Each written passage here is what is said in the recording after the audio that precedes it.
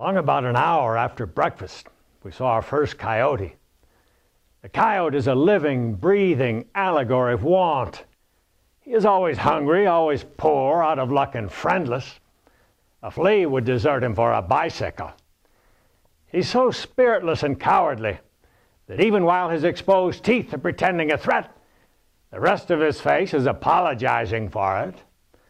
But if you set a swift-footed dog after him, you'll enjoy it ever so much, especially if it is a dog that has a good opinion of himself and has been brought up to think he knows something about speed. You see, the coyote will go swinging gently off on that deceitful trot of his, and every little while will smile a fraudful smile over his shoulder that will fill that dog entirely full of encouragement and worldly ambition. Yes, and cause him to throw his heart into his heels.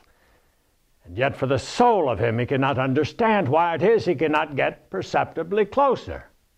And it makes him madder and madder to see how gently the coyote glides along and never pants or sweats or ceases to smile.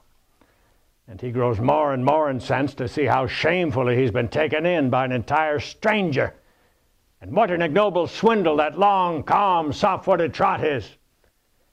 And next he notices he's beginning to get fagged, and that the coyote has to slacken speed a little to keep from running away from him. Then that little town dog is mad in earnest, and he begins to strain and weep and swear and paw the sand even higher. And then in the instant that a wild new hope is lighting up his face, the coyote turns and smiles blandly upon him, as if to say, "Well, I must tear myself away from you, bub. Business is business."